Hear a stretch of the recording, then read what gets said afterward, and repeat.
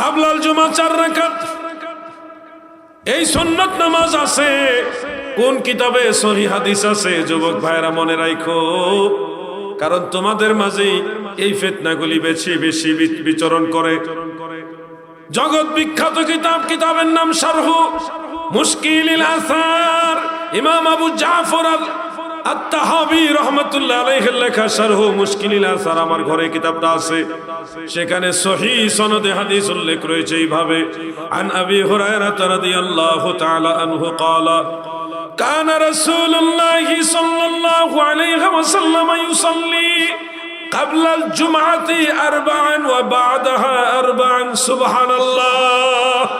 হযরত আবু হুরায়রা বলেন, জগৎবাসীরে, আমার দয়াল নবী কাবলাল জুমা 4 রাকাত পড়েছে এবং বাদাল জুমাও 4 রাকাত পড়েছে। হাযা হাদিসুন সহিহ, এই হাদিসটা সহিহ। আমি জানতে চাই এই এনায়েতনগর না, এনায়েতনগরের যুব সমাজ, মুরব্বী বাবারা, আপনারা আমাকে একটা প্রশ্নের উত্তর দেন। আল্লাহর রাসূল সাল্লাল্লাহু আলাইহি ওয়াসাল্লাম যেহেতু কাবলাল জুমা 4 রাকাত পড়েছেন, সেহেতু কাবলাল জুমা পড়া যাবে কি যাবে না? জোরে বলেন, যাবে কি যাবে না? আমি যখন এই হাদিস শরীফটা দিলাম, অনলাইনের মাধ্যমে দিছিলাম, দেওয়ার পরে ইন্ডিয়ার ওই শায়েখ আর কোনো রিপ্লাই দেয় না। কারণ আলেম যারা, সে যেই দলেরই হোক, আলেম যারা, প্রকৃত আলেম যারা, তারা দলিল পাইলে চুপ হয়ে যায়, বাড়াবাড়িতে যায় না। আর যেগুলি আলেম পাস, ফাজেল পাস, পুরোপুরি আলেম না, আদামের টিক ফাঁস, এগুলি ধরেন, মনে করেন এদের লাফানির ঠেলায় মনে হবে যে আপনি কিছু জানেন না। এজন্য বলছি, আপনাদেরকে বলছি, হক্কানি আলেমদের অনুসরণ করবেন। হক্কানি আলেমরা ভুল করলেও সঠিকটা জানার সাথে সাথে সঠিকটা গ্রহণ করে নেয়। দাদু ভাই আমার, কাবলাল জুমা 4 রাকাতের বিষয়টা ক্লিয়ার করে দিলাম। আচ্ছা, সত্যি সত্যি জুমার নামাজ কত রাকাত টোটাল? তাহিয়াতুল ওযু বা তাহিয়াতুল মসজিদ, এই দুইটা বাদে, এটা তো মসজিদ আর ওযুর সাথে সম্পৃক্ত। কয় রাকাত? 10 রাকাত একজন কইছেন। আর অন্য কোনো মত আসেনি? 20, আরেকজন কইছে 20। এমনি কইলে ডাবল কইল, ওনার দৃষ্টিতে উনি ডাবল কইল। আর কোনো মত আসেনি? শরমের কিছু নাই, জানতে হবে। 22 রাকাত। আচ্ছা, যাই হোক, শুনেন, জুমার নামাজের 4 রাকাত নামাজ জুমার নামাজের সাথে সম্পৃক্ত না। প্রথম যে তাহিয়াতুল ওযু অথবা তাহিয়াতুল মসজিদ বা দুখুলুল মসজিদ যেটা পড়া হয়, এগুলি কিন্তু জুমার নামাজের সাথে সম্পৃক্ত না, এটা ওযুর সাথে। তাহিয়াতুল ওযু মানে ওযুর সাথে সম্পৃক্ত। আপনি যখন ওযু করবেন তখন এটা পড়তে হবে। এটা জুমার দিনও পড়তে হবে, অন্য দিনও পড়তে হবে। ঠিক তেমনি ভাবে দুখুলুল মসজিদ নামাজটাও এটা জুমার দিনও পড়তে হবে, যখনই মসজিদে প্রবেশ করবেন তখন এটা পড়তে হয়।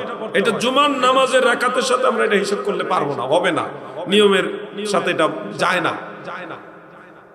জুমার নামাজের প্রথম হলো 4 রাকাত সুন্নত কাবলাল জুমা, হিসাব করেন।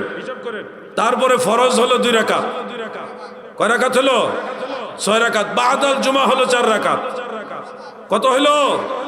এরপরে হযরত আলী রাদিয়াল্লাহু আনহুর জামানা থেকে 2 রাকাত নফল চালু হয়েছে, সুন্নত, সুন্নতে জায়েদ আর কি। এটা মাওলা আলী রাদিয়াল্লাহু আনহুর জামানার আগে ছিল না, ওনার জামানাতে এটা প্রচলন হয়েছে। মুসান্নাফ আব্দুর রাজ্জাকে আছে। এই হলো 2 রাকাত। এখন কত হলো? এই হলো অরিজিনাল জুমার নামাজের 12 রাকাত। এরপরে যদি আপনি আরো 2 রাকাত, আরো 2 রাকাত, আরো 2 রাকাত পড়তে চান, পড়তে পারবেন। আপনি যদি তাহিয়াতুল ওযু দুখুলুল মসজিদ হিসাব করেন তাহলে তো হবে না, এটা তো জুমার নামাজের রাকাত না, এটা ওযু এবং মসজিদের সাথে প্রবেশের সাথে জড়িত।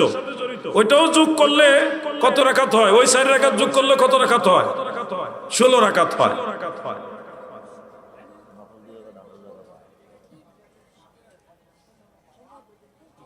এটা সুন্নতে জায়েদা, মানে এটা না পড়লে আপনি গুনাহগার হবেন না, কিন্তু সময় থাকলে পয়রা বাইরেবেন। হ্যাঁ, সুন্নতুল ওয়াক্ত নামে কোনো সুন্নত নাই, এটা আমরা দেশে চালাই দিছে আর অসুবিধা নাই। ও সুন্নতুল ওয়াক্তই, মানে ওই সময়ের সুন্নত, এটা ওই সময়ের সুন্নত, এটা আপনারা পড়বেন। এটা মাওলা আলী পড়ছেন, সাহাবাই কেরাম পড়ছেন, আমরাও পড়বো। ঠিক আছে, আমিও পড়ি, আপনারাও পড়বেন। নামাজ ছেড়ে দিবেন না। জোহরের নামাজ সর্বমোট কত রাকাত? ঘুমায় রয়েছেন নি আপনারা? জোহরের নামাজ সর্বমোট কত রাকাত? 12 রাকাত। কুমিল্লার একজন শেখ বের হয়েছিলেন কামিল মাদ্রাসার মুহাদ্দিস, উনি বলে জোহরের নামাজ 12 রাকাত কোনো হাদিসে নাই। কত রকম ফিতনা আমাদের দেশে বের হয়েছে। হ্যাঁ, কয় কোন জাল হাদিসে বলে নাই, অথচ জোহরের নামাজ 12 রাকাত এটা সিহাসিত্তার কিতাবে ইবনু মাজাহ শরীফে সহিহ সনদে আছে। মারহাবা কোন। আর তারগীব আর তারহিবের মধ্যে হাফিজুল হাদিস ইমাম মুনজিরি রাহমাতুল্লাহ আলাইহি আরেকটা বিশুদ্ধ হাদিস উল্লেখ করেন, যেখানে নবীজি বলেন মান সাল্লা আরবা'a রাকাআতিন ক্বাবলা আয-যুহরি ওয়া বা'দাহা আরবা'আন, যারা যোহরের আগে 4 রাকাত সুন্নাত পড়ে এবং যোহরের পরেও যারা 4 রাকাত পড়ে, ফরজের পরে 2 রাকাত সুন্নাত এবং 2 রাকাত নফল, টোটাল যারা যোহরের নামাজ 12 রাকাত পড়বে গো, আল্লাহর হাবিব রাহমাতুল লিল আলামিন বলেন তার আমলনামায় সারা রাত তাহাজ্জুদ নামাজ পড়লে যত সওয়াব হয় ওই সমান সওয়াব আমার আল্লাহ দিয়ে দিবে। সারা রাত তাহাজ্জুদ নামাজ পড়ার সমান নাকি যোহরের নামাজ 12 রাকাত পড়লে। চিন্তা করেছেন আমরা কি সারা রাত তাহাজ্জুদ পড়তে পারবো? আমাদের দ্বারা এটা সম্ভব? সম্ভব না। শারীরিক দুর্বলতা আছে, ঘুম আছে, ক্লান্তি আছে, আপনার অনেক সমস্যা, আপনি পারবেন না সারা রাত পড়তে। কিন্তু সারা রাত তাহাজ্জুদ পড়া ওই সমান নেকি অর্জনের ব্যবস্থা আমার দয়াল নবীজি আমাদের করে গেছে। কেন? গুনাহগার উম্মত জান্নাতে কেমনে যাইব? সহজ না কইরা দিলে তো তারা তো পাস করতে পারবো না। এজন্য আমি মাঝে মধ্যে গজলে বলি, দয়াল নবী তুমি গুণমণি, এই পাপী লোক তরাইবেন বলে গো নবী, পাক কোরআনেতে শুনি গো নবী, দয়াল নবী তুমি গুণমণি। বলুন না, দয়াল নবী তুমি গুণ। অনেক রকম ফিতনা আসবে, সব ফিতনায় কান দেওয়া যাবে না। সলফে সালেহিন আল্লাহর আউলিয়ারা যেই পথে ছিল ওই পথ অনুসরণ করতে হবে। বিশেষ করে এই সময়ে সবচেয়ে ভয়ানক ফিতনা হলো লামাযহাবী ফিতনা, আহলে হাদিস নামদারি লামাযহাবী ফিতনা। এটা খুবই ভয়ঙ্কর একটা ফিতনা। এদেরকে চিনবেন কেমনে? সহজে বুঝবেন যেগুলি এইভাবে নামাজ পড়ে। আপনাদের এদিকে আসেনি কেউ? এরকম আছে? আপনারা শুনে রাখেন, নাভির নিচে হাত বাঁধাটা সহিহ হাদিস দ্বারা প্রমাণিত এবং সুন্নাত। আর বুকের উপরে হাত বাঁধার ব্যাপারে বেশ কয়েকটা হাদিস আছে, কোনোটাই সহিহ না, সবগুলি মুনকার, দাঈফ, দুর্বল, সবগুলি সমালোচিত, একটাও বিশুদ্ধ সনদের না। আমি এটা কোনো পক্ষপাতিত্ব করে বলতেছি না, ইনসাফের সাথে বলছি। বুকের উপরে হাত বাঁধার হাদিস আছে, আমি বলছি না নাই, আছে, কিন্তু একটাও সহিহ না, সবগুলি দুর্বল। আর নাভির নিচে হাত বাঁধার 9টা হাদিস আছে। কয়টা? 9টা হাদিস শরীফের মধ্যে 5টা হাসান সহিহ আর 4টা দুর্বল। 5টা হাসান সহিহ আর 4টা দুর্বল, তাহলে 5টাই তো সহিহ হাসান আছে। তো যেই আমলের পক্ষে সহিহ হাদিস আছে ওইটাই তো আমাদের করা উচিত। এটা তো সবই দুর্বল, বুকের উপরে হাত বাঁধার সবই দুর্বল, নাভির নিচে হাত বাঁধার 4টা দুর্বল, 5টা শক্তিশালী। এজন্য হানাফি মাযহাবের ইমামরা বলছেন নাভির নিচে হাত বাঁধতে হবে। লামাযহাবীরা তোমাকে যে কোনো ভাবে মুসলমানদের মাঝে কেমনে 2 রকম আমল চালু করে তাদের মধ্যে একটা ভাতৃঘাতী সংঘাত লাগানো যায়, এটা হলো তাদের মূল টার্গেট। নাইলে পরেও তারা নাভির নিচেরটা বাদ দিয়া বুকের উপরে কেন নিব? আবার বুকের উপরে হাত বাঁধে তো বাঁধে, নাভির নিচের হাত বাঁধার হাদিস যে আছে এটা স্বীকারই করে না, এটা জাল হাদিস বানায় জোর কইরা। উদ্দেশ্য হলো মুসলমানে ঝগড়া লাগাই দেওয়া। আমার দাদু ভাইরা, আমি মাঝে মধ্যে মাসালাগুলি আলোচনা করি কেন? ফিতনা ছড়ায় গেছে। আপনারা দেখবেন কোরআন শরীফের ভিতরেও নামাজে কোন জায়গায় হাত বাঁধা উচিত এটাই ইঙ্গিত করা আছে কোরআন শরীফের মধ্যে। সূরা বাকারা আয়াত নম্বর 238, আয়াত নম্বর 238 আমি বুঝাই দিচ্ছি। সেখানে আল্লাহ তাআলা বলেছেন, হাফিজু আলাস সালাওয়াতি ওয়াস সালাতিল উসতা ওয়া কুমু লিল্লাহি কানিতিন। আল্লাহ তাআলা বলেন তোমরা নামাজের প্রতি যত্নবান হও, বিশেষ করে মধ্যবর্তী নামাজ। আর তোমরা ওয়াকুমু, তোমরা কিয়াম করো, নামাজে দাঁড়ায়ো, লিল্লাহি, আল্লাহর প্রতি, কানিতিন, খুব বিনয়ের সাথে দাঁড়ায়ো। এখন যদি আপনি বুকের উপরে হাত বাইন্দা পাও দুইটা সরাইয়া দাঁড়ান, সবাই খেয়াল করেন, পাও দুইটা একটু সরাইয়া বুকের উপরে এইভাবে হাত বাইন্দা দাঁড়ান, এই দৃশ্যটা আরেকজন পাও স্বাভাবিক রাখছে, সরাইছে না, এইভাবে আদবের সাথে রাখছে, আর হাত দুইটা নাভির নিচে রাখছে। এই দুইটা হাত বাঁধার মধ্যে আদব বিনয় কি বুকের উপরেটা বোঝায় না নাভির নিচেরটা বেশি বোঝায়? আল্লাহ তো আপনাকে জ্ঞান দিয়েছে, সেটা দিয়ে বুঝেন। এজন্য হানাফি মাযহাবের ইমামরা কোরআনের আয়াত অনুযায়ী, এই ছেলে তুমি বসো, আরেকবার উঠবা না, তুমি অনেকবার উঠছো, তুমি খুব খেয়াল করে না, কিন্তু ওয়াজ শুনে কতক্ষণ ওয়াজ শুনে আবার একটা চক্কর মারে, দৌড় মারে। খবরদার, তুমি ওয়াজে অনেক ডিস্টার্ব করছো, আর করো না, ঠিক আছে? আচ্ছা, আল্লাহ তোমার কবুল করুক, আমিন। আমি এটা কইতাম আসলাম, এখন আপনি লই আইছেন আগে আগে। তারা বলে যে মহিলারা তাইলে বুকের উপরে হাত বাঁধে কেন? মহিলারা বুকের উপরে নয়, বুক বরাবর হাত বাঁধে, এটা ওই হাদিস অনুযায়ী নয়, কোরআনের আয়াত অনুযায়ী। হানাফি মাযহাবের বড় বড় মুজতাহিদ যারা, তারা মহিলাদের হাত বাঁধার মাসআলা দিয়েছে কোরআন থেকে। কোথা থেকে? কোরআন থেকে দিয়েছেন, হাদিস থেকে না। কিভাবে? ওই যে ওয়াকুমু লিল্লাহি কানিতিন, তোমরা আল্লাহর প্রতি বিনয়ের সাথে দাঁড়াও। এখন একটা পুরুষ নাভির নিচে হাত বাঁধলে এবং পা দুইটা স্বাভাবিক রাখলে এটার মধ্যে বিনয় প্রকাশ হয়। এখন আপনি একটা মেয়ে, আপনার স্ত্রী, আপনার মা, তাদেরকে নিয়ে চিন্তা করেন। আমাদের সকলের মা বোন আছে, তাদের প্রতি সম্মান রেখে কথাগুলি বলছি। একজন মা যখন নাভির নিচে এইভাবে হাত বাঁধবে, তখন তার বুকের কাপড়টা টান পড়বে, চাপ পড়ার কারণে টান পড়বে, স্তন ভেসে উঠবে। এই দৃশ্যটা দৃষ্টিকটু দেখা যাবে, ওনাদের সতর মুবারক আরো প্রকাশিত হইল, যেটা ইসলাম পছন্দ করে না। ইসলাম কত সুন্দর ধর্ম দেখেন। হানাফি মুজতাহিদগণ কোরআনের আয়াত অনুযায়ী বলছে মহিলারা বুকের বরাবর হাত বাঁধবে, এতে করে তাদের লজ্জাস্থান সতর আরো ঢাকনা পড়বে, প্রকাশিত হবে না। ইনারা যে মাসালাটা দিলেন কিসের ভিত্তিতে? কোরআনের আয়াত ওনারা নিছেন, ঠিক আছে, কিসের ভিত্তিতে নিলেন? ওই যে নামাজের অন্যান্য মাসআলাগুলি মহিলাদের, যেমন হযরত আলী রাদিয়াল্লাহু আনহু, হযরত আব্দুল্লাহ ইবনে আব্বাস, হযরত আব্দুল্লাহ ইবনে ওমর, হযরত ওয়াইল ইবনে হুজর রাদিয়াল্লাহু আনহুম, আরো অনেকে তিনারা রিওয়ায়াত বর্ণনা করেছেন। অনেকগুলো রিওয়ায়াত আছে এই ব্যাপারে। তিনারা রিওয়ায়াত বর্ণনা করেছেন যে আন্নাহু সুইলা আনিস সালাতিল মারআত ফাকালা তাজতামিউ ওয়া তাহতাফিজু, মহিলাদের নামাজ সম্পর্কে যখন প্রশ্ন করা হয়েছে তখন উত্তর দিয়েছেন যে মহিলাদের নামাজ হবে জড়ো সড়ো হয়ে, একটা অঙ্গ আর একটা অঙ্গের সাথে লাগিয়ে। অর্থাৎ পুরুষ লোক যখন সেজদা দেয়, তাদের বুক এবং জমিনের মাঝখানে একটু গ্যাপ রাখতে হয়, পা হাত দুইটা এইভাবে একটু ফাঁক রাখতে হয়, যেন ছোট্ট একটা বকরির বাচ্চা আপনার হাতের চিপা দিয়ে বুকের ভিতর দিয়ে বের হয়ে ওইদিকে যেতে পারে, এরকম একটু গ্যাপ রাখতে হয়। পুরুষের কোমর উঁচা রাখতে হয় সেজদার সময়, কিন্তু মহিলাদের বেলায় বিধান উল্টা। মহিলারা জড়সড় হয়ে যাবে, হাত ফাঁক রাখবে না, হাত চিপা করে দিবে, বুক এবং জমিনের মাঝখানে কোনো গ্যাপ রাখবে না, তারা জমিনের সাথে বুক মিশিয়ে দিবে। কোমর উঁচা রাখবে না, বরং তারা কোমর নিচা করে দিবে। কেন বেশ কম করা হইল?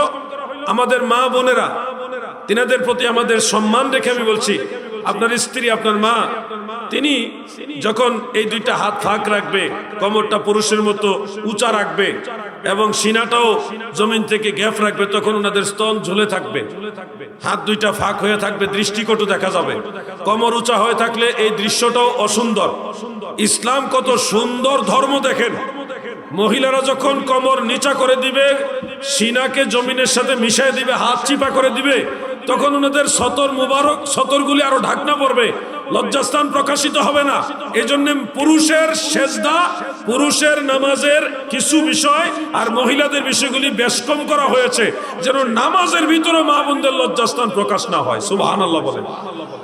নামাজে পুরুষ লোক হাত উঠাইলে তাকবীরে তাহরিমের সময় আল্লাহু আকবার, তখন কানের লতি পর্যন্ত হাত তুলতে পারবেন, সুন্নাত। কিন্তু মহিলাদের এইভাবে হাত তুললে তাদের সিনাটা ভেসে উঠবে, দৃষ্টিকটু হবে এটা। এই জন্য মহিলাদের মাসালা হলো তারা বুক বরাবর ইশারা করে হাত বেঁধে ফেলবে, হাত তোলার দরকার নাই। এটা কিন্তু বিভিন্ন আসার হাদিসের মধ্যে আছে। এখন যারা জানে না তার কাছে নতুন মনে হবে। আমরা জানছি, আমরা নোট করছি, সব দলিল সংগ্রহ করছি। মহিলাদের সতর ঢাকনার বিষয়টাই নামাজে গুরুত্ব দেওয়া হয়েছে। মহিলাদের নামাজে যেন সতর প্রকাশিত না হয় এই বিষয়গুলি গুরুত্ব দেওয়া হয়েছে বিধায় হানাফি মাযহাবের ইমামরা কোরআনের আয়াত অনুযায়ী দেখছে মহিলারা বুক বরাবর হাত বাঁধলে তাদের সতর ঢাকনা পরে, এই জন্য কোরআনের আয়াত থেকে মহিলাদের বুকে বরাবর হাত বাঁধার মাসালা তারা দিচ্ছে। এটা এমন নয় যে দলিল নাই। মুজতাহিদ যারা, তাদের ইজতিহাদ করার যোগ্যতা আছে, তারা কোরআনের কোন একটা আয়াত থেকে ইজতিহাদ করে রায় দিতে পারবে। এই অথরিটি আল্লাহ এবং আল্লাহর রাসূল তাদেরকে দিয়েছে। সেই রায় এটা দলিল, শরীয়তে হুজ্জত। যেমন আপনারা ইদানিং বিদেশে মোবাইলে বিয়ে করেন না? কি করেন না? কথা বলেন না কেন? এইটা জায়েজ না নাজায়েজ, এটা কি আল্লাহ আপনারে বলবে? কোরআনে তো না এই ব্যাপারে। এই সময় তো মোবাইলই ছিল না। কোরআন যখন নাজিল হয় তখন মোবাইল ছিল? রাসূল করিম সাল্লাল্লাহু আলাইহি সাল্লাম এই ব্যাপারে কিছু বলে নাই, সাহাবীরাও বলে নাই, চার মাযহাবের ইমামরা কিছু বলে নাই, কারণ তৎকালীন সময়ে কোনো মোবাইলই ছিল না। এখন এই বিষয়টা করা যাবে নাকি যাবে না, এই রায়টা দিছে কারা? ইমামরা, বড় বড় আলেমরা। এখন তারা এই রায় দিবে কিসের ভিত্তিতে? তাদের কাছে তো ওহী নাজিল হয় না ভাই, তাদের কাছে ওহী নাজিল হয় না, কিন্তু ওহীর মাধ্যমে যা কিছু নাজিল হয়েছে সেই কোরআনের আয়াত অথবা রাসূল পাকের হাদিস শরীফের কোনো না কোনো দলিলের সাথে সামঞ্জস্যতা রেখে যুগের চাহিদা অনুযায়ী ইমামরা রায় দেওয়ার মতো অথরিটি আল্লাহ এবং আল্লাহ রাসূল তাদেরকে দিয়া রাখছে। বিদায় মোবাইলে এখন বিয়ে শাদী করানো যায়, নাইলে কিন্তু পারতেন না। বিকাশের ইন্টারেস্ট এটা সুদ কিনা, এটা তো কোরআনেও লেখা নাই, হাদিসেও লেখা নাই। কথা বুঝছেন না ভাইজান? ব্যাংকের ইন্টারেস্ট সুদ কিনা, কোরআনও ব্যাংকের কথা নাই, হাদিসও ব্যাংকের কথা নাই। তাহলে এটা কিভাবে আসবে? ওই অন্য মাসালার সাথে কিয়াস করে মুস্তাহিদরা তখন রায় দিছে এটা এইভাবে। মুস্তাহিদরা যে রায়টা দিছে এটা ওনাদের নিজস্ব কোনো রায় না, কোরআন হাদিসের যে জ্ঞান, উসুল, মূলনীতি, ওই আলোকে রায়। এটাই ইসলামের রায় হিসেবে আপনাকে মানতে হবে।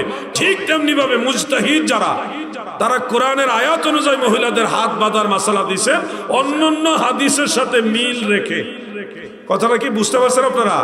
আল্লাহ তাআলা সবাইকে বোঝার তৌফিক দেন, আমিন বলেন। আমি একটা কাজ করি, সময় খুব দ্রুত চলে যাচ্ছে। একজন ভাই, আমি আলোচনা করলে আমার মতো করে গেলে করতে পারবো, কিন্তু আমি চাই আমি সরাসরি আপনাদের কাছ থেকে একজন বা দুইজনের প্রশ্ন নিই সরাসরি। এতে করে ফায়দা হবে আপনাদের, সমাজের ফায়দা হবে, সমাজের মানুষের বেশি উপকার হবে। তুমি কাগজে লিখে লইছো? আচ্ছা, তাহলে কাগজটাই নেই, আপনারা কি বলেন? সরাসরি দরকার নাই, কাগজটা নিলাম। একটু জিকির করেন ইসমে জাত আল্লাহ আল্লাহ আল্লাহ আল্লাহ আল্লাহ আল্লাহ আল্লাহ আল্লাহ আল্লাহ। সাদের জীবন বিফলে গো, সোনার জীবন বিফলে, নবী আপনাই না পাইলে। আল্লাহ আল্লাহ আল্লাহ আল্লাহ আল্লাহ আল্লাহ আল্লাহ আল্লাহ। সাদের জীবন বিফলে গো, সোনার জীবন বিফলে, নবী আপনাই না পাইলে। আল্লাহ আল্লাহ আল্লাহ আল্লাহ।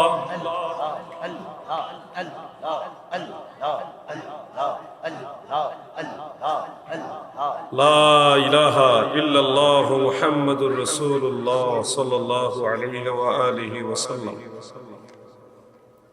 প্রশ্নকারী সালাম লিখেছেন, আসসালামু আলাইকুম। সবাই উত্তর দেন, ওয়া আলাইকুম আসসালাম।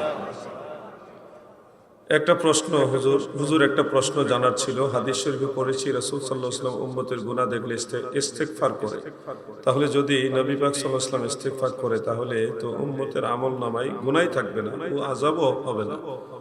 আপনি যদি নিশ্চিত হন যে আপনার জন্য নবীজি ক্ষমা চাইছেন, তাহলে তো আপনার টেনশন নাই। তো আপনি যতটা ভয় পাইতেছেন অত ভয়ের বিষয় না। নবীজি কত বড় কথা বলেছেন, শাফাআতি লি আহলিল কাবাইর মিন উম্মতি। এই ঘোষণাটা সাধারণ ঘোষণা না, যারা উম্মতের মধ্যে কবিরা গুনাহ করে, এরকম কবিরা গুনাহগারদেরকে নবীজি সুপারিশ করবে। তার মানে এই না যে আপনারা কবিরা গুনাহ করতেই থাকবেন। আপনারা গুনাহগার হয়ে যদি, কবিরা গুনাহগার হয়ে যদি হাসরের ময়দানে উঠেন, শাফাত পাওয়ার আগেই তো আল্লাহ অনেক কষ্ট দিয়ে লইব। শাফাত পাওয়ার আগেই তো অনেক আযাব পাওয়া যাবে। ওই সুযোগটা কেন আপনি দিবেন? আপনি আমল করেন যেন আগে ভাগেই আপনি জান্নাতে যেতে পারেন। নবীজি গুনাহগার উম্মতের জন্য আল্লাহ তাআলার কাছে ইস্তেগফার করেন। উম্মতের মাঝে যারা মুনাফিক, যারা গুস্তাকে রাসূল, তাদের জন্য কিন্তু নবীজি ইস্তেগফার করেন। শুনেন, যেই মামলা আল্লাহ তাআলার কাছে মুনাজাত করলো আল্লাহ মাফ করে না, মানে যেই গুনাহ মুনাজাত করে মাফ হয় না, যেই গুনাহ নিশিরাইতে দোয়া করে তাহাজ্জুদ নামাজের সময় দোয়া করে মাফ হইতাছে না, যেই গুনাহ সব সময় কান্দা মাফ হইতাছে না, সেই গুনাহও যদি মাফ চাইতে চান তাহলে নবীজির কাছে দ্বারস্থ হন। ওয়ালাউ আন্নাহুম ইয যালামু আনফুসাহুম জাউকা, আল্লাহ তাআলা বলছে, হাবিব, যেই গুনাহ আমি আল্লাহ তাহাজ্জুদের সময় মাফ করি না, ফরজ নামাজের পরেও দোয়া করলে মাফ করি না, দিনে রাত্রে যখনই মাফ চাই তখনও মাফ করি না, কিন্তু আপনার কাছে যদি তারা যায় আমি তাকে মাফ করে দেব। আপনি আল্লাহর কাছে প্রার্থনা করেন, আল্লাহ আমারে গুনাহগার হিসেবে রাখেন, কিন্তু বেঈমান বানায়েন না। গুনাহগার উম্মত নবীর সুপারিশ পাবে, নবীজির ইস্তেগফারও পায়। আজকের দিনে কয়জনে আল্লাহর কাছে মাফ চাইছে? ঠিক মতো তো মাফ চাইছেন না। কিন্তু আজকে সারা দিন আপনার যত ভুল ত্রুটি হয়েছে সবই নবীজি আপনার জন্য মাফ চাইছে। আপনি যতটা ভাবতেছেন উম্মত দেখতেছেন লাখে লাখে, কি যেন একটা কথা আছে ভুলে গেছে, কাতারে কাতার গনিয়া, কত যেন একটা কথা আছে। আসলে উম্মত যতই আমরা দেখতেছি, বর্তমান বিশ্বে 200 কোটির উপরে মুসলমান, 200 কোটি। আপনি দেখেন এর মধ্যে শিয়া আছে, খারিজি আছে, হ্যাঁ, লামাযহাবী আছে, মুতাজিলা আছে, আরো কত দল আছে। সব বাছাই করে আহলুস সুন্নাহ ওয়াল জামাত হলো একমাত্র নাজাত প্রাপ্ত, যাদের জন্য নবী মাফ চায়, যাদের জন্য নবীজি আল্লাহর কাছে মাফ চায় হলো আহলুস সুন্নাহ ওয়াল জামাতের অনুসারীদের জন্য। যারা ফেরকায়ে নাজিয়া, নাজাত প্রাপ্ত দলের অনুসারী, তাও আহলুস সুন্নাহ ওয়াল জামাতের মধ্যে কত সেমি ওয়াহাবি আছে, গুলালু সুন্নি আছে, কত রকমের আছে না ভাই? আবার ভণ্ডও আছে, যারা আকীদা যদিও সুন্নি কিন্তু আমলে এমন এমন গুনাহ করে যা বলার মতো না, হযবরল অবস্থান আছে। তো সব মিলাইয়া যত বেশি মনে হয় আসলে তত বেশি নবীজি গুনাহগার উম্মতের জন্য ইস্তেগফার করেন, এবং গুনাহগাররা নবীজি শাফাআতে জান্নাতে যাবে। এটাই সত্য কথা। ঢোল, তবলা, বাঁশি ইত্যাদি বাদ্যযন্ত্র ব্যবহার করা কি জায়েজ? যদি জায়েজ না হয় তাহলে মাইজ ভান্ডার ধর, আরে বেটা তোরা নাম লে হোসকের লাগে একটা বেজাল লাগাস,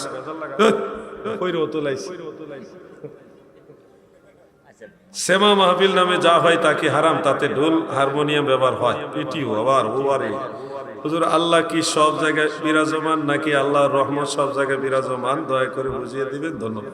দুইটা প্রশ্ন দুই দিকে করছে, আপনারা কি বিরক্ত হচ্ছেন? ইসলামী শরিয়ার দৃষ্টিতে সামা জায়েজ আছে। আহলুস সুন্নাহ ওয়াল জামাতের ইমাম যারা, তারা সামা জায়েজ বলেছেন। বিশেষ করে আমরা যে মাযহাবের অনুসারী, হানাফি মাযহাব, হানাফি মাযহাবের ইমামে আজম আবু হানিফা রাহমাতুল্লাহ আলাইহি, তিনি সামা জায়েজ বলছেন। ইমাম আবু ইউসুফ রাহমাতুল্লাহ আলাইহি সামা জায়েজ বলছেন। পরবর্তীতে ইমাম বুরহানুদ্দিন নু'মানী রাহমাতুল্লাহ আলাইহি সামা জায়েজ বলছেন। ইমাম ফখরুদ্দিন জাইলাঈ রাহমাতুল্লাহ আলাইহি সামা জায়েজ বলছেন। ইবনু আবিদিন জাইনুদ্দিন শামী রাহমাতুল্লাহ আলাইহি সামা জায়েজ বলছেন। আরো বহু ইমাম সামা জায়েজ বলছেন। কিন্তু সামা কাকে বলে? বাদ্যযন্ত্র ছাড়া উত্তম সুরে আল্লাহ এবং আল্লাহ রসুলের স্তুতি যেগুলি পাঠ করা হয় ওটাকে বলা হয় সামা। যদি বাদ্যযন্ত্র সংযোগ করেন, বিভিন্ন রকম বাদ্যযন্ত্র সংযোগ করেন, তখন এটার সামা থাকে না, এটা গেনা হয়ে যায়। কি হয়ে যায়? গেনা মানে গান হয়ে যায়। শরঈ ভাষায় গান হয়। গান আর সামার মধ্যে বেশ কমটা মনে রাখবেন। সামা হলো যেটা বাদ্যযন্ত্র ছাড়া বলা হয়, কিন্তু সবাই মিলে একসাথে বলে অথবা একজন বলে সবাই শুনে তরিকতের মজলিসে, এটাকে বলা হয় সামা। অথবা সবাই জিকির করতেছে একজন বলতেছে, এটাকে বলা হয় সামা, যেটার সাথে বাদ্যযন্ত্রের কোনো সংযোগ নাই। যখন আপনি বিভিন্ন প্রকার যেমন ঢোল, তবলা, হারমোনিয়াম, বেহালা, একতারা, দুতারা, সেতারা আর বহুতারা এগুলি যখন সংযোগ করে দিবেন তখন এটার সামা থাকে না, তখন এটা হয়ে যায় গেনা, গান। গান আর সামার মধ্যে বেশ কম হলো বাজনা, বাদ্যযন্ত্র। হ্যাঁ, সামা এর মধ্যে অনুমোদিত একটা অন্ততপক্ষে আপনি চাইলে উপযুক্ত পরিবেশ থাকলে যন্ত্র ব্যবহার করতে পারবেন একটা, এটা হলো দফ। কি ব্যবহার করতে পারবেন? দফ মানে ঢুল না, দফ মানে এক সাইডে পর্দা আছে আর এক সাইডে খোলা, দফ বাজাইতে পারবেন, এটার অনুমতি আছে, হানাফি মাযহাবে আছে। কিন্তু আপনি যখন ঢুল লাগাবেন, ঢুল আল্লাহর রাসূল বলছে হারাম। রাহমাতুল লিল আলামিন যদি বলে এটা হারাম, এটাকে হালাল বানাইবার ক্ষমতা কারো আছে? বাঁশি বাজাবেন হারাম, রাসূল আকরাম সাল্লাল্লাহু আলাইহি সাল্লাম, সাহাবায়ে কেরাম বলছে বাঁশি হারাম। বাঁশি দুই রকম আছে, একটা নল খাগড়ার বাঁশি আর একটা রাখালের বাঁশি। ইরাকি নল খাগড়ার বাঁশি হারাম, আর রাখালের বাঁশি মাকরুহে তাহরিমা, দুইটাই নাজায়েজ। এরপরে ধরেন বিভিন্ন যন্ত্রের নাম আছে, একবারে হাদিসের মধ্যেই এই যন্ত্রগুলির নাম আছে। এমন না যে আগে যন্ত্র ছিল না, আগেও বহু যন্ত্র আছিল, এখন এগুলি ডিজিটাল হয়েছে আর কি, মেশিন সিস্টেম হয়েছে, আগে অন্যরকম সিস্টেম ছিল। প্রত্যেকটা যন্ত্রের নাম উল্লেখ করে হাদিস শরীফে নিষেধ করা হয়েছে। নবীজি বলছে জমিনে যখন বাদ্যযন্ত্র সহকারে গান বাজনা করা হয় এবং নারী শিল্পী দিয়ে গান গাওয়ানো হয়, তখনই জমিনের মধ্যে ভূমিধস আসে, ভূমিকম্প আসে। গান বাজনা যখন বেড়ে যাবে তখন ভূমিকম্প বাড়বে। আমি বলিনি, আল্লাহর নবী বলেছে। যখন দেখবেন গান বাজনা বেড়ে গেছে তখনই দেখবেন ভূমিকম্প আসতেছে। ট্রাই করে দেখবেন। আল্লাহ তাআলা আমাদের হারাম কাজ থেকে বেঁচে থাকার তৌফিক দেন, বলেন আমিন। শেষে যে আল্লাহ তাআলা সর্বত্র বিরাজমান, আহলুস সুন্নাহ ওয়াল জামাতের আকীদা হলো আল্লাহ তাআলা সর্বত্র বিরাজমান বিসিফাত, বিজাত নয়, বিসিফাত। আল্লাহর কুদরত, সামাওয়াত, বাসারাত, রহমত, কুদরত এইগুলি দ্বারা আল্লাহ সর্বত্র বিরাজমান। আর আল্লাহর জাত সর্বত্র বিরাজমান, এটা বাতিল পন্থীদের আকীদা, জাহান্নামী দলের আকীদা। শারহু ফিকহিল আকবরের মধ্যে ইমাম মাতুরিদি রাহমাতুল্লাহ আলাইহি লিখেছেন, ইন্নাল্লাহ তাআলা ফি কুল্লি মাকান ওয়া ক্বালাতিল কাদারিয়্যা ওয়াল মু'তাজিলা আন্নাল্লাহ তাআলা ফি কুল্লি মাকান। ভ্রান্ত আকীদার দল কাদারিয়া এবং মু'তাজিলা তারা বলে থাকে আল্লাহ সর্বত্র বিরাজমান বিজাত। আর আহলুস সুন্নাহ ওয়াল জামাতের আকীদা হলো ইন্নাহু বিকুল্লি শাইইন মুহীত, আল্লাহ তাআলা সব কিছুকে বেষ্টন করে রেখেছেন বিসিফাত, রহমত দ্বারা বেষ্টন করে রেখেছেন, নজর দ্বারা, আল্লাহ তাআলার রহমত দ্বারা, আল্লাহ তাআলার কুদরত দ্বারা, সামাওয়াত দ্বারা, বাসারাত দ্বারা, আল্লাহর সিফাত দ্বারা সব কিছু বেষ্টন করে রেখেছেন। আল্লাহ আমার কাছে হাজির কথাটা এরকম না, বরং আমরা সবাই আল্লাহর কাছে হাজির। শেষ প্রশ্ন, তিন মসজিদ ছাড়া অন্য কোনো মসজিদে সফরের নিয়ত করা জায়েজ নেই, তাহলে কেউ যদি কোনো বক্তার পেছনে নামাজ পড়ার উদ্দেশ্যে ভিন্ন কোনো মসজিদে সফর করে তা কি জায়েজ হবে? যদি কোনো বক্তা বা কোনো আলিমের পেছনে নামাজ পড়ার নিয়ত করে যায় এতে অসুবিধা নাই, কিন্তু ওনার পেছনে নামাজ পড়লে বেশি সওয়াব হবে, এই নিয়তে গেলে হারাম হবে। তিন মসজিদ ছাড়া অন্য কোথাও সফর করা নিষেধ এই কারণে যে তিনটা মসজিদের সওয়াব বেশি। মসজিদে হারাম 1 রাকাতে 1 লক্ষ রাকাতের সমান সওয়াব, মসজিদে নববী, মসজিদুল আকসা 1 রাকাতে 50,000 রাকাতের সমান সওয়াব। এছাড়া অন্য কোনো মসজিদে নামাজ পড়লে সমান, ওই তিনটার সমান না, 27 রাকাত বা 25 রাকাতের সমান। এই জন্য আপনি যদি কোনো আলেমের পিছনে নামাজ পড়তে চান যে আত্মতৃপ্তির জন্য অসুবিধা নাই, কিন্তু আপনি যদি মনে করেন ওই আলিমের পিছনে, বক্তার পিছনে নামাজ পড়লে আমার সওয়াব বেশি হবে, তখন এই সফরটা আপনার হারাম হবে। সওয়াবের নিয়তে যাওয়া যাবে, আল্লাহ তাআলা মহব্বতে যাইতে পারবেন। এটা ওয়াকুনু মা'আস সাদিকিন, আলেমদের সোহবত নেওয়ার উদ্দেশ্যে যদি যান তাহলে এটা সওয়াবের কাজ হবে। কিন্তু ওখানে গেলে ওনার পিছনে নামাজ পড়লে সওয়াব বেশি হবে, এই নিয়তে গেলে কবিরা গুনাহ হবে। আছে আছে আর আছে। মাগরিবের ফরজের আগে কি কোনো নামাজ আছে? অনেকে পরে সমাধান দিলে খুশি হব। মাগরিবের ফরজের আগে কোনো সুন্নত নফল নামাজ নাই, এটা মাকরু। যদি আপনি পড়েনও এটা মাকরু হবে। কেন? যে বাইনা কুল্লে আযানাইনে সলাতুন, প্রত্যেক দুই আজানের মাঝখানে নামাজ আছে। যারা নামাজটা পড়ে তাদের সবচেয়ে বড় দলিল হলো এই হাদিস শরীফটা, বাইনা কুল্লে আযানাইনে সলাতুন, আজান এবং ইকামতের মাঝখানে নামাজ আছে। ফজরের আজানের পরে ইকামতের আগে সুন্নত আছে, জোহরের আজানের পরে ইকামতের আগে সুন্নত আছে, আসরের আজানের পরে ইকামতের আগে সুন্নত আছে, এশার আজানের পরে ইকামতের আগে সুন্নত আছে। মাগরিবের বেলায় তারা ওই হাদিস অনুযায়ী ধরে যে মাগরিবের আজানের পরে ইকামতের আগে সুন্নত আছে, কিন্তু তারা ওই হাদিসটা জানে না যেটা মুসনাদ বাজ্জার এবং অন্যান্য কিতাবে আছে, যে আব্দুল্লাহ ইবনে জুবাইর রাদিয়াল্লাহু আনহু riwayat করেছেন বাইনা কুল্লি আযানাইনি সালাতুন ইল্লাল মাগরিব, মাগরিবের নামাজে কোন সুন্নত নামাজ আজান দুই আজানের মাঝে নাই। ওই রিওয়ায়াত তাদের নজরে পড়ে নাই। আসল বিষয়টা হলো ফিতনা তৈরি করতেই হবে, মুসলমানদের সমাজের মধ্যে একটা ভেজাল লাগাইতেই হবে, এটা হলো তাদের মূল টার্গেট। অন্য সব নামাজের আগে একেবারে আনুষ্ঠানিকভাবে সুন্নত আছে, ফিক্সড করা সুন্নত আছে, কিন্তু মাগরিবের আগে তো ফিক্সড করা সুন্নত নাই। কেন নাই? মাগরিবের ফরজটা আগে দেওয়া হয়েছে, এই সময় কিয়ামত হবে, এটা একটা ইঙ্গিত দেওয়া হয়েছে তাড়াতাড়ি নামাজ আদায় করো। অন্য সব নামাজ, আপনি ফজরের নামাজ একটু দেরিতে পড়া মুস্তাহাব, জোহরের নামাজ গরমকালে দেরিতে পড়া মুস্তাহাব, আসরের নামাজ শেষ টাইমে দেরিতে পড়া মুস্তাহাব, এশারের নামাজ দেরিতে পড়া মুস্তাহাব, কিন্তু মাগরিবের নামাজ আগে পড়া মুস্তাহাব। মাগরিবের বিষয়টি আলাদা। এই জন্য আপনাদের এটা মনে রাখতে হবে, মাগরিবের ফরজের আগে, আজানের পরে ফরজের আগে কোনো সুন্নত নফল নাই। কেন নাই? নবীজি বলেছে বাইনা কুল্লে আযানাইনে সলাতুন ইল্লাল মাগরিব, প্রত্যেক আজান ইকামতের মাঝে সুন্নত নামাজ আছে, কিন্তু মাগরিবে নাই। নবীজি বলছে নাই। কারণ আপনি যদি কোন আছে, আমি আপনার কথা মানতে পারবো না, আমি আমার দয়াল নবীর কথা মানব।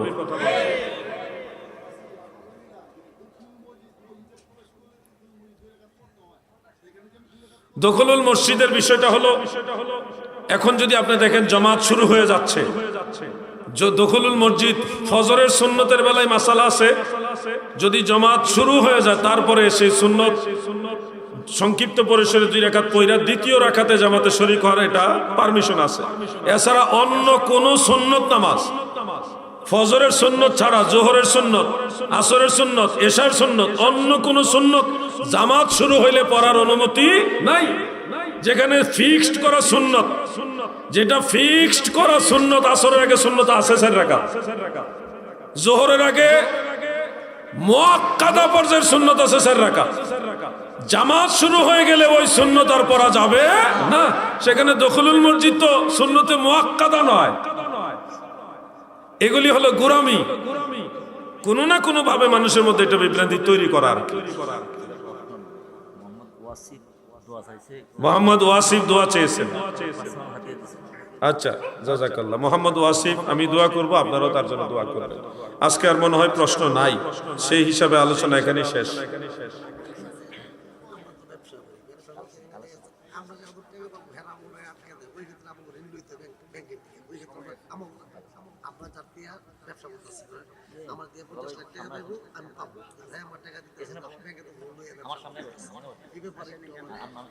আসলে ব্যবসায়িক বিষয় তো, অনেকে টাকা পয়সা ধার নিলে টাকা যথাসময়ে ফেরত দেয় না, যার দরুন ব্যবসায়ী ভাইয়েরা অর্থ সংকটের কারণে, মূলধনের সংকটের কারণে ব্যাংকের দ্বারস্থ হন।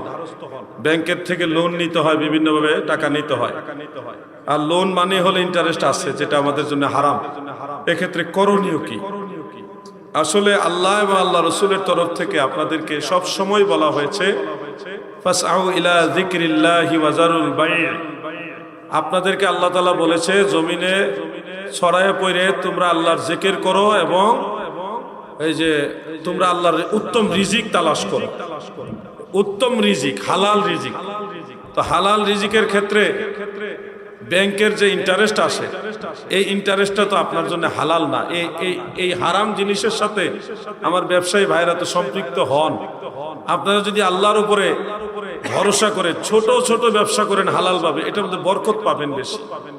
আর হারাম জিনিসটা কখনোই কোনো আলেম এটাকে সমর্থন দিতে পারবে না, তাদের সেই অথরিটি নাই। আহাল্লাল্লাহুল বাইআ ওয়া হাররামার রিবা, কারণ ওই জিনিসটা আল্লাহ সৃষ্টিকর্তা নিজে হারাম করছে, এটাকে হালাল বানাবার ক্ষমতা কারো নাই। ব্যাংক থেকে ধারস্থ হয়ে যেটা নিচ্ছেন, এখন আপনারা তো নিরুপায়, মূলধনের অভাবে আপনারা ওখানে টাকা নিচ্ছেন, তো এটা এখান থেকে নেওয়া আর ওই যারা সরাসরি সুদ দেয় তাদের কাছ থেকে নেওয়ার সিস্টেম একই জিনিস। এই হারাম জিনিস থেকে ধীরে ধীরে বের হয়ে আসেন, তওবা করেন। ইয়া আইয়ুহাল্লাযীনা আমানুত্তাকুল্লাহ, হে ঈমানদার আল্লাহকে ভয় করো।